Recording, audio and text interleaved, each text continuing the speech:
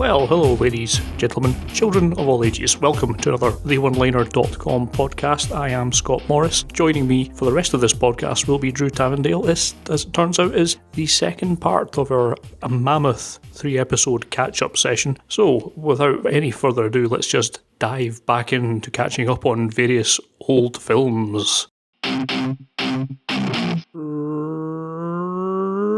Robocop.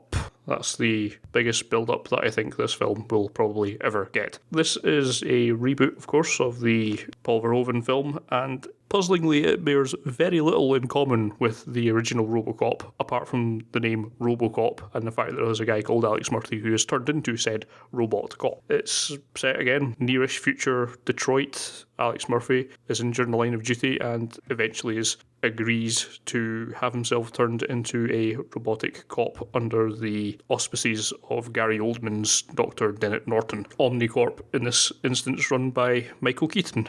The issue I've got with Robocop is that it is actually a perfectly acceptable film, but not one that should really have the name Robocop attached to it, because it's just giving it a whole bunch of baggage that it doesn't really need, and a lot of false expectations, I'd say, based on what came before it, because it's not really the same. And as much as you can do these kind of things in what is basically a slightly stupid sci-fi film, it's dealing with completely different issues of identity and humanity than the original Robocop did, and it's approaching it in fairly different ways as well. Obviously Verhoeven has his own particular style, and this is nothing like it. Director Jose Padilla from Elite Squad fame giving a different take on things here, and it's not entirely unsuccessful. I think this is actually a pretty decent film, and if you'd called it something different, something other than Robocop, would probably been a lot better received and a lot better regarded. I think this is actually a perfectly decent film and is worth watching, as long as you can completely divorce the original Robocop film from this one entirely. Arguably, that's the only way to go about a reboot that it makes it worth something. There's no point simply doing the same film again, just for modern audiences. That's pretty much redundant. So in a way, I can appreciate what they've done here and try and take a slightly different take on it. I just think it would have been better if you just did a completely different titled film instead. Yeah, perfectly acceptable, but it's not Robocop. I'm probably going round in circles here, but there's no point remaking a film if you're going to do the same thing again. But if you do something different, then there's no point calling it the same of the old film. So what I'm saying here is basically, rather than keep remaking things, why not just make new films? Why have this weird link to the past? As I, myself, have never suggested that thousands of times at all, that, instead of just rebooting things or making sequels or prequels, but just make a new thing. Yeah. So we've managed it for hundreds of years. Could we not just make a new thing? There we go. Yeah, I'm largely in agreement with you, Scott. It's a perfectly serviceable action sci-fi movie. I don't rate Joel Kinnaman particularly highly. I don't find him particularly engaging. But at the same time, he's mostly got some silly plastic armour on and is meant to be vaguely robotic. So it's not so much of an issue. Yeah, it's so hamstrung by being called Robocop when it was completely unnecessary. With just a few changes, perhaps in design, and then not using certain names and phrases, it could have been an entirely serviceable, quite enjoyable action film. But no, it's called itself Robocop, brings all that baggage with it, and it's a sort of action film where the biggest conflict on it is actually a Senate vote that happens off screen. Yes. So that does say something about it, what its chops are. Yeah, I certainly can't hate on this the way that I did and continue to hate on the remake of Total Recall. And perhaps that is the single greatest thing you can say in Robocop's favour, is that it's not Total Recall.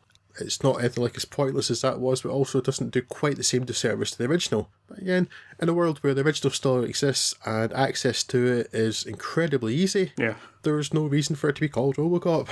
Just to hammer on this point if we haven't done so enough. Right, Lucy. From the mind of Luc Besson, and this time also from the director's chair of Luc Besson, so possibly from the behind of Luc Besson. Which would explain a lot. Scarlett Johansson plays Lucy, a American student studying in South Asia. She, through her rather scummy boyfriend, gets inadvertently involved in the dealing of a new type of narcotic, which it turns out is some sort of superdrug. She is knocked out and wakes up to find that a bag of this rather nasty chemical is inside her body, which was nice of them. Yeah, she's forced to smuggle this stuff inside her body to France, but before she gets there, she's attacked by one of her captors, kicked repeatedly in the stomach, and the bag bursts.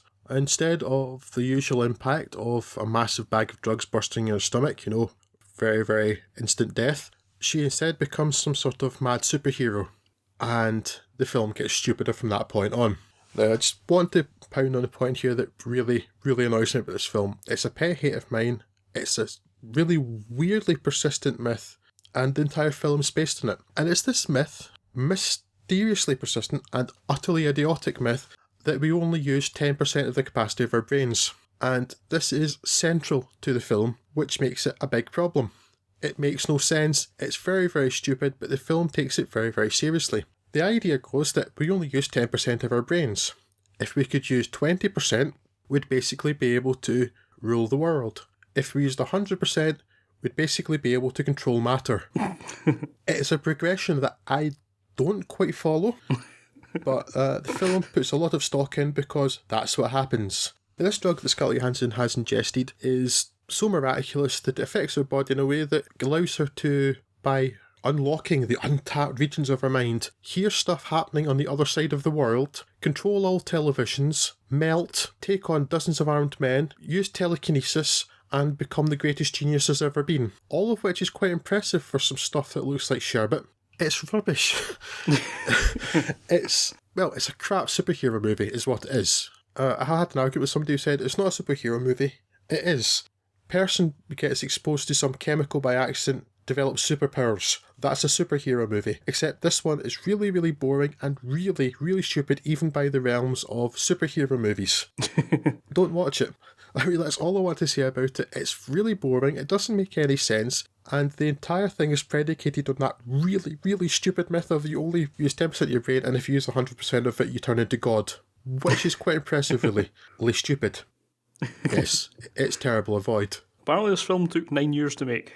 Sorry, Luke. You wasted your time. Right, carrying on. Saving Mr. Banks. The author of Mary Poppins goes to meet Walt Disney and they talk. It's alright. Anything else to add? No. I mean, with faint praise, but it was. I wasn't expecting to like it at all, but it works quite well. Decent chemistry between Emma Thompson and Tom Hanks. The sort of prissy English battering up against the laconic charm of Walt Disney. Lots of decent support. Can't really complain about it too much. Solid piece of entertainment. Yeah, that's it. Yeah. It's well made. There's some decent chemistry. A couple of entertaining scenes. It's nothing special, but it's worth watching. It's quite interesting. It's the varnished public face of Walt Disney, not the rather unsavoury political beliefs, which would have been more interesting, but perhaps not in keeping with the story about Mary Poppins. Mm. But yeah, it was, your first sentence was quite reductive, but actually quite accurate. Yeah. Man and woman meet, talk. Have conflict, resolve conflict, reach resolution, film ends. Yes. Okay, Secret Life of Walter Mitty then. Directed by and starring Ben Stiller, with support from Kristen Wiig. Walter Mitty is a rather conservative person who dreams a lot all the time but never follows through on anything. He's consistently imagining himself in daredevil scenarios as a big go-getter or an action star, and really he's just a person who catalogues negatives for Life magazine, which largely is the sponsor of the film.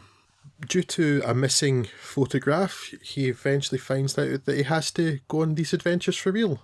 And there are quite a few set pieces of him running away from volcanoes and climbing up mountains in Afghanistan, all the while really exploring the character that he wanted to be.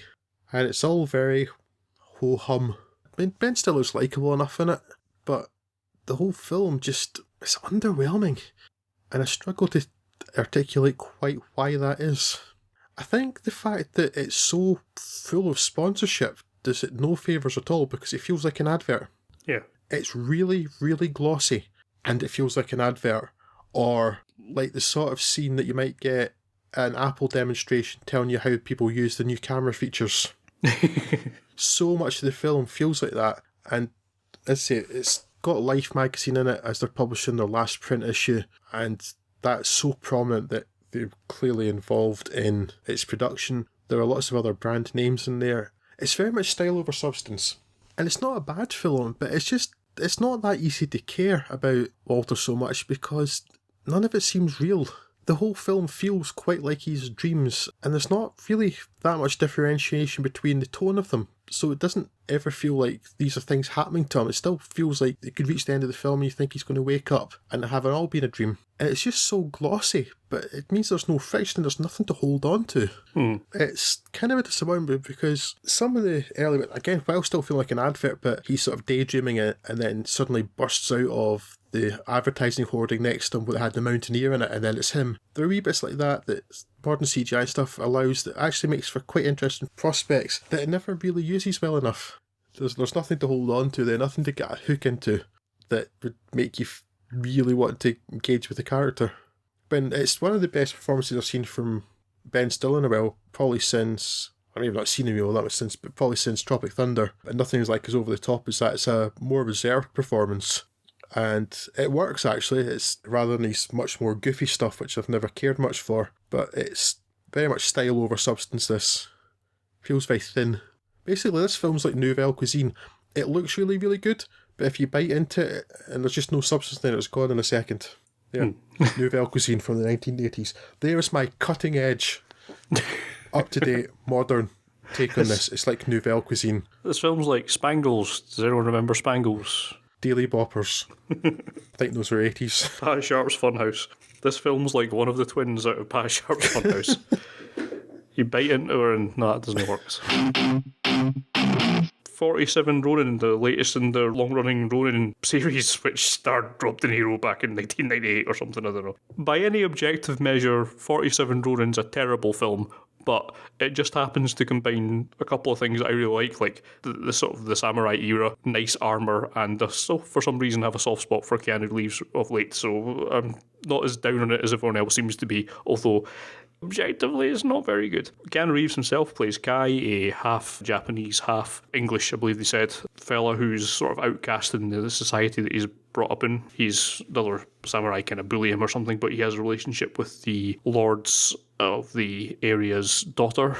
So there's some kind of sort of sexual tension there, some attraction there that can never be realised. Things come to a head when the leader of the arrival prefecture, I think prefecture may be the wrong technical term there, but you know what I mean, comes and starts causing some bother and uses the strange supernatural powers of his resident witch to take over this other region, thus causing the samurai that were in the good lord's pay to become unemployed ronin, who, samurai without a master, and they then choose to take revenge for their lord. And for the most part, it is first off, the 47 Ronin is one of the sort of most lauded and referred to examples of kind of Japanese honour and the sort of myths of the samurai and things like that, and this takes massive liberties with it.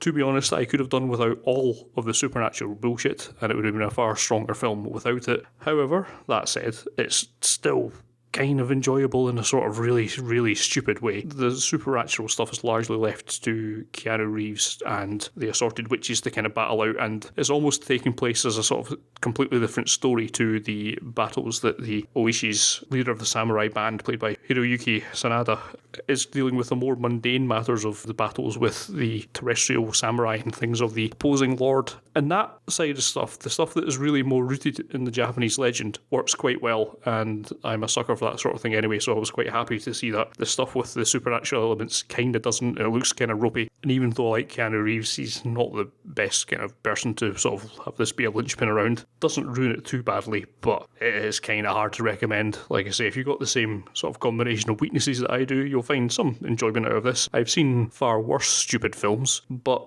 I can't in all honesty really recommend it to anybody. The Lego Movie is a film with Lego in it, and it's mildly amusing.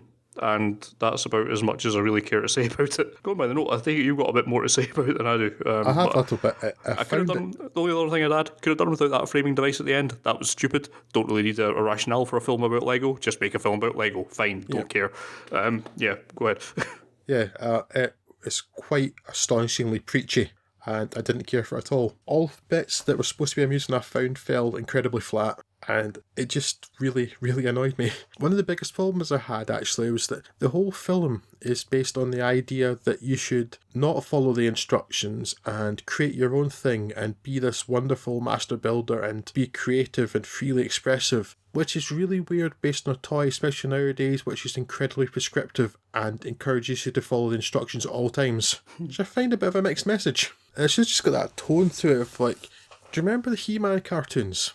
Where at the end of every episode, Man-at-Arms or Orko would appear and tell you what moral message you ought to have taken from the cartoon. Yeah, don't be a skeleton, mainly. Friends are important, etc. This whole film has that tone to it. The whole thing is so preachy that I really feel it ought to be called the Lego Sermon. It has that terrible Everything is Awesome song in it too, which doesn't help. And I had a discussion with somebody about this, like people were liking it in an ironic way, but the way I've seen people talking about it, I don't believe it at all. I think people like this. It's terrible. I mean, it's sub-90s Europop terrible. Eiffel 65's Blue to Be is a step above. I just didn't find it funny or entertaining. It certainly doesn't need a justification at the end. Can you not just make it a bit of Lego?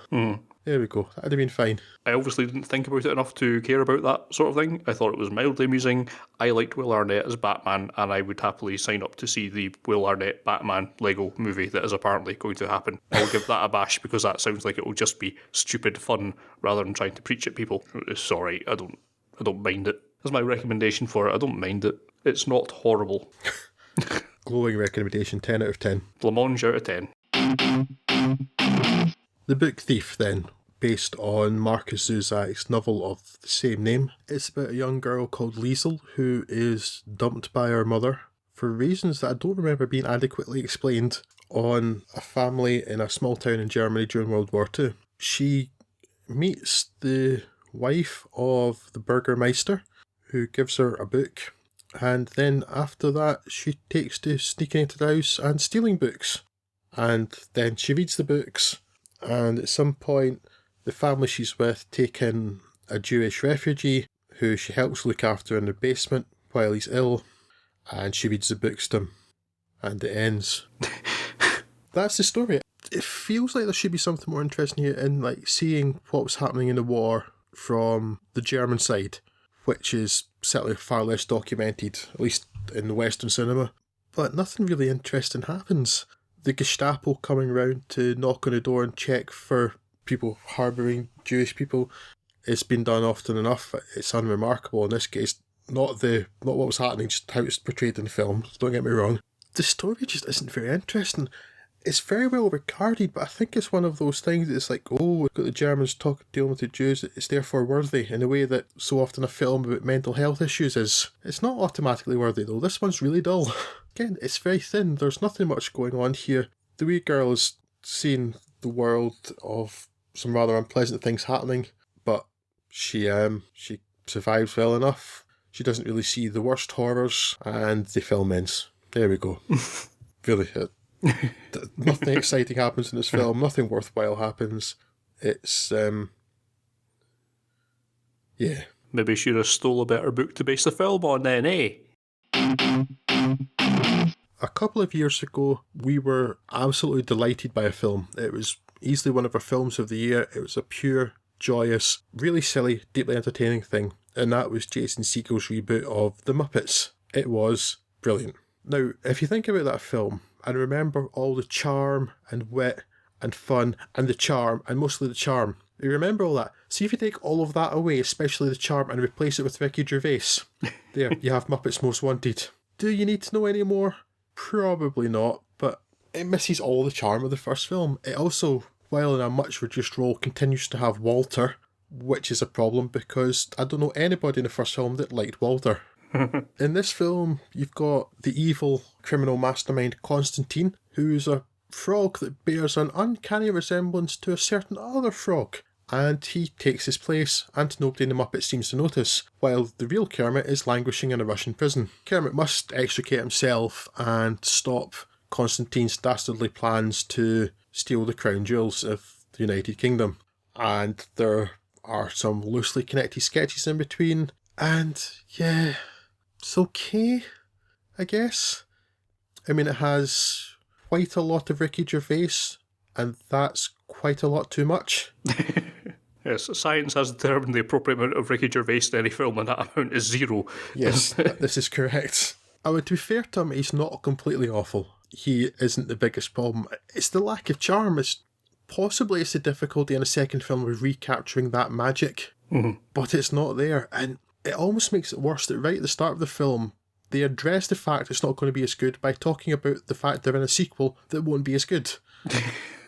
That really sort of knowing wink to the audience about it just makes that worse. Yeah. I mean, there's some decent songs in there. I didn't care for most of them, but there are a few that are quite interesting. A musical bit with Tina Fey, and a really entertaining bit with Jermaine Clement as a Russian prisoner with his absolutely silly accent. Way worse than Kenneth Branagh and Jack Ryan, actually. That's quite entertaining. But as for the rest of it, the songs are lackluster.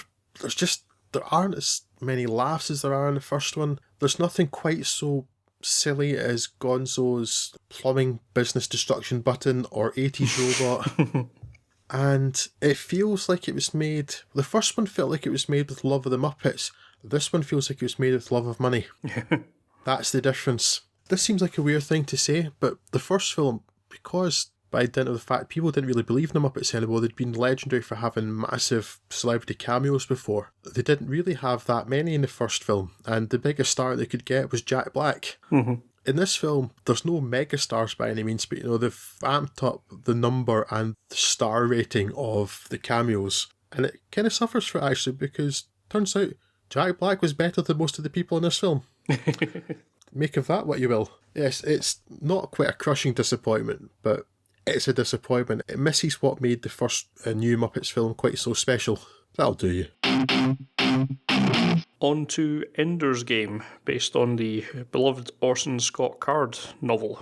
Orson Scott Card. I never like to pass up the opportunity to mention that he is one of the most horrible human beings on earth, but he can write good books, so you need to do that bit of dissociation if you want to read any of his stuff. Which I certainly can for the most part when his output doesn't really match his own beliefs. Yeah. Which it doesn't, does it?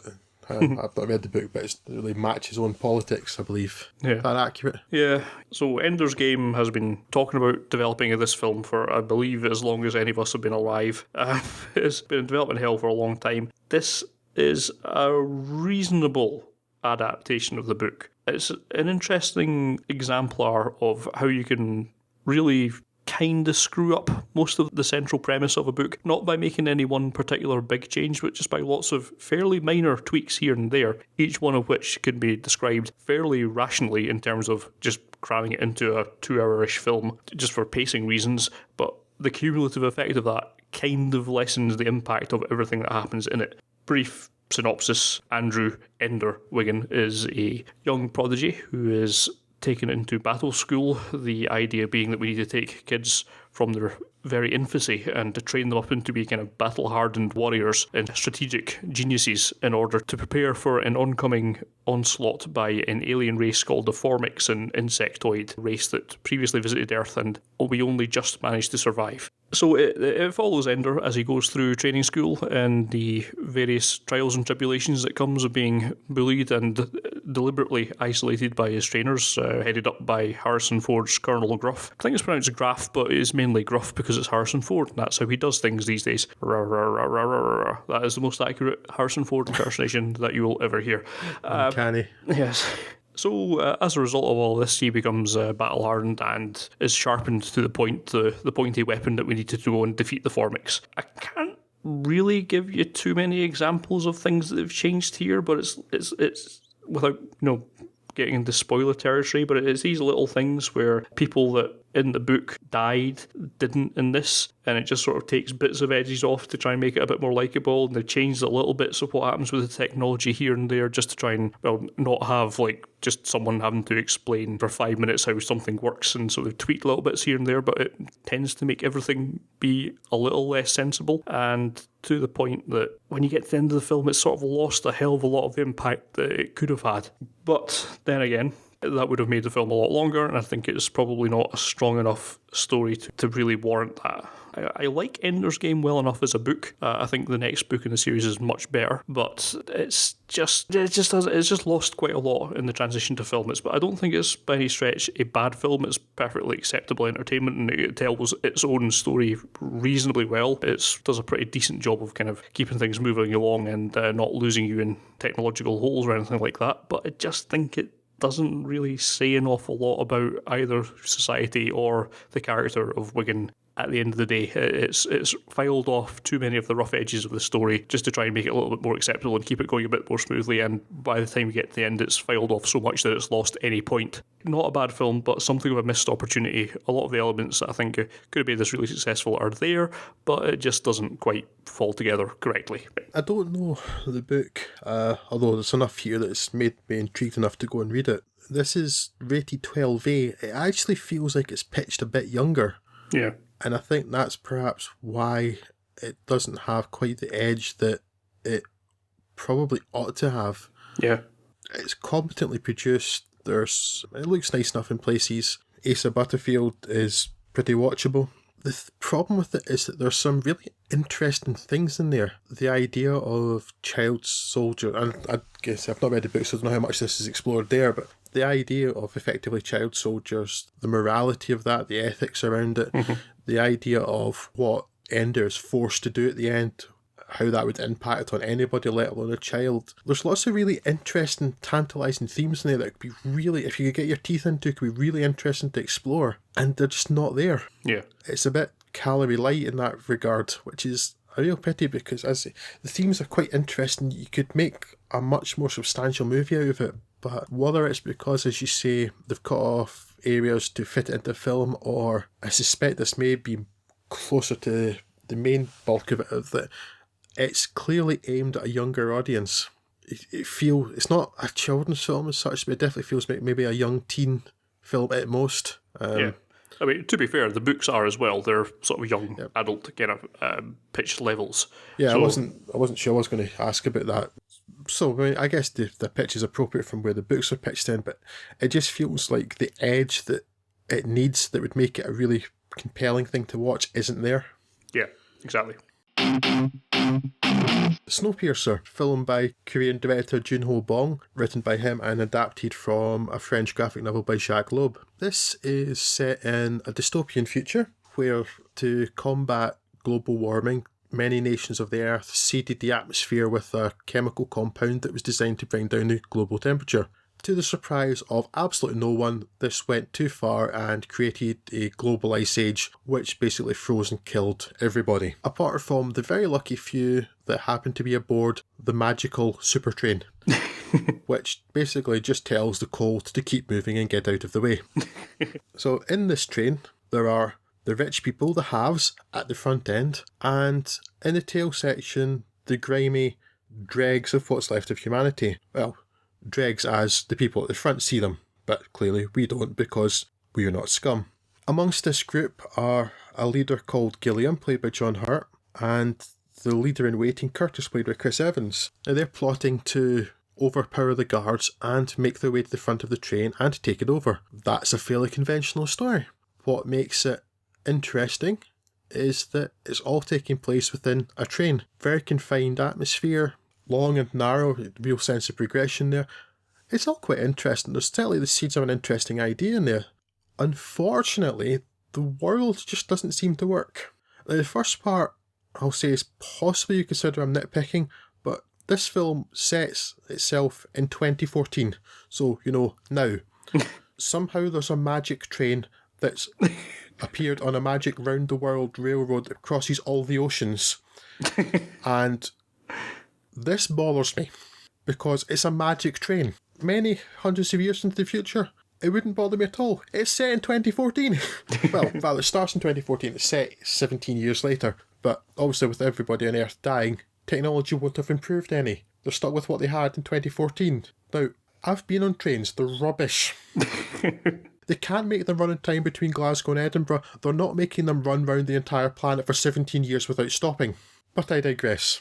Well, I don't actually. I may bang on about this train for a bit longer, but no. So there's that. The technology doesn't work, and so much of it's based on a technology that doesn't make any sense. Nobody maintains the rails, yet this thing can go around in massively sub-zero temperatures for 17 years. There's no mention of how it's fueled. Magic, presumably. Or possibly it's nuclear powered, but it's never explained, and that's an issue because where are you going to get fuel? Where did they get a nuclear train in 2014? It's annoying me so much because there's a seed of such an interesting idea in here. But the other part where the world doesn't work is that the time frame feels compressed. You've had these people living on this train for 17 years. It's all they see, and I imagine psychologically that would affect people a lot, particularly people in the rear who have no windows. But there's already a religion of the train and people talking about the great benevolent engine. And if this were several generations down the line, I'd buy that.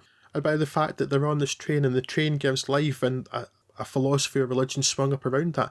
Not when nearly everybody in the train lived in the world before the apocalypse, and the language has changed in a way that, again, several generations down the line would make sense. People referring to the whole wide train instead of the whole wide world, but not when most people remember the whole wide world. Now, that may sound like nitpicking. I'm open to that criticism, but there's just a few bits like that that just set me off a bit, and they just mean the world doesn't quite hold together, and I don't buy the world, and it's a problem. Other things about the world building that just don't make sense to me too. You have several hundred people in this tail section. They're grimy, they're ill-treated, their children are stolen, and they're treated like scum by the rest of the train. And while something in the end portion of the film tries in some way to explain it, it doesn't make any sense why they're there. So resources are limited, and the people on the train feed these people at the back, who they treat with scum, these protein blocks to keep them fed. But there must be a drain on the resources, but there's no reason why they seem to keep them around. If they were there as some sort of working underclass and basically slave labour in this dystopian future, that works, that makes sense. They don't seem to do anything. They're just there, which, it just, every step forward is not a step back, because it seems to break the world and the world doesn't make sense and you can't get invested in it. Well, let's move forward. So they move through the train, they attempt to overpower the guards and make their way to the front to confront the man who's basically like an evil Howard Hughes, running his train from his rarefied atmosphere at the front. There's a seed of an interesting idea in here, the dystopian future based on global warming, the fact it went wrong, it went cold, it's quite interesting, and certainly it's beautifully shot. Lots of different settings, some really nice camera works, and a nice, particularly memorable scene which is shot entirely off of the light of a flaming torch. I mean, stylistically it's really compelling, but other bits, they get in the way. Odd tonal shifts too. The idea of a classroom full of children being schooled in the ideology of the train, that I buy. Tilda Swinton as some strange Yorkshire woman speaking with a silly set of dentures, terrible glasses, and really, really, really weird speech pattern just doesn't fit. It takes you out of it again because it doesn't seem to fit in the world. There are definite elements of Terry Gilliam in here, and there's no way it's a coincidence that John Hurt's character is called Gilliam. But in the way that in a Terry Gilliam film, either the world would work or the rest of it would be so compelling you wouldn't care, is missing here. I consider it a squandered opportunity, actually. The idea is compelling. The setting, it being so limited, being a train, being linear, there's nowhere for people to escape. They have to keep pushing forward. It all says there's a seed of a good idea in here. It's just very poorly executed. Again, I keep coming back, the world just doesn't work. It bothers me. Instead of watching what happens when they move to the aquarium car and wondering what the next twist in the tale is going to be and how they're going to deal with the next thing they have to face, I'm thinking, there's an aquarium on this train. How does that work? How does it get around corners? It keeps failing at that point, and I can't get my head to ignore that bit. It's a problem. Again, it's worth watching. It's a nicely shot film, and it's interesting, but it just fails in its execution, unfortunately. So basically, if you've been less horribly scarred by ScotRail, then you might have a good chance of getting on with it. Yes. Hector and the Search for Happiness. I rather like the one-line description on IMDb for this one. A psychiatrist searches the globe to find the secrets of happiness. Turns out that is to not run away from your problems like a pansy, but apparently Hector, played by Simon Pegg, was not a good enough psychiatrist to work that out by himself. So he's having some issues with his relationship with wife Rosamund Pike, Clara, and as part of this, he decides to go on a voyage of discovery to find himself and do research on this book to, find what makes people happy. It starts off amiably enough as a sort of whimsical little quirky type comedy as he takes off to China and things like that, and then all of a sudden a rather strange element of tonal whiplash as it decides to descend into periods of bleak misery before kind of bouncing back into whimsical territory again towards the end, and frankly it just doesn't work. It has its moments of charm, it has its occasional moments of where it's quite funny, but as a film taken together, it just kind of doesn't really work very well. It's not horrible, but it's just plainly strange. I can't really say I know what they were trying to go with here. It's a very strange mixture of vignettes of story and rapidly changing tone, and at the end, it doesn't really say anything of any particular note for something that has such lofty goals as having character going off to try and discover what makes people happy. It kind of fails miserably at getting anywhere close to even examining that point. The best that can be said is, the character comes to the realisation that, yes, he shouldn't have just run away from his problems. Fine, but I think most of us already kind of knew that. Doesn't really say a lot, doesn't really warrant watching, I don't think. I've seen worse films, but I've not seen too many films that really just don't hang together as a concept as well as this. There will be, no doubt, some people, like the hardcore Simon Pegg fans, who will really just love it because it's another chance to see him do his stuff. And there's a few other decent performances. Most of the cast acquits themselves fairly well. It just doesn't hang together as a concept, and that's the problem with it. I would recommend passing up on this one. Next we have Monuments Men, directed by and starring George Clooney. This is the story of a special platoon put together during World War II in the final stages of the war to rescue priceless artworks, etc., that were looted by the Nazis during their occupation of Europe. As they're retreating, they are willfully destroying these. And George Clooney thinks it would be a massive loss to society to allow these artworks to be destroyed, and approaches the government to allow him to put together a special platoon to go and stop it. This platoon, rather than being made of soldiers though, being made of historians and art experts and possibly even archaeologists. So basically it's like the Antiques Roadshow version of Inglourious Bastards. Yeah, it's the Dirty Dozen of some really rather boring academics. And they get into a few scuffles militarily, but mostly they're just going around looking for clues about where all the treasures are hidden. It's a bit dull, unfortunately. Yeah, what more to say about it? There's some people collecting some paintings. Nothing much happens. Move on. I expected more given the cast, but it is not so much that any of them are bad, it's just that they don't really bring anything particularly unique to any of the roles. There's not really much to play. Do. For what it's worth, I thought it was fine when I was watching it. It didn't put me out in any way. I thought it was reasonably entertaining for the time, but I've thought about it precisely none since watching it several months back, and I don't think I will ever think of it again once we're finished editing this podcast. By no means a blot on anyone's career, but there's just not really a great deal to it. When I'm saying they're basically going around getting paintings, that's mainly it, yeah. Productive, but only in the very slightest manner. There's just nothing much happens, that's it. And again, it's got a stellar cast and Cate Blanchett. They do the best they can with what they've got, but yet Bill Murray is wasted in this, which is probably the biggest crime it commits, but it's just underwhelming in almost every way. If you watched it, you're not going to feel like you watched something hateful and terrible, but you might consider that you could have spent the 2 hours doing something else instead. Well, again, I think that's quite enough for you to be getting on with. We will be back next week with the final part of our catch-up session where we talk about some of the films that we actually liked quite a lot. In the meantime, if you want to contact us, you can drop us an email, podcast@theoneliner.com, or you can hit us up on Twitter. That's @theoneliner. So, until next time, take care of yourself and each other.